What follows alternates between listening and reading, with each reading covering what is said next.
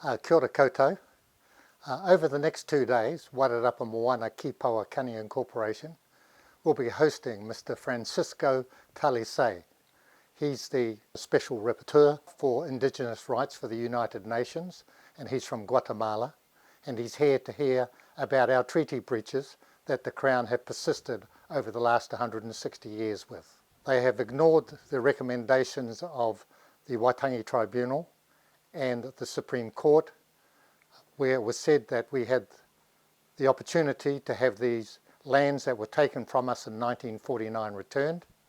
So the ultimate goal from our visit from the Special Rapporteur is to seek a recommendation from the United Nations that Wairarapa Moana Incorporation should be compensated and have their land returned, and that this is a recommendation made by the United Nations on Indigenous rights.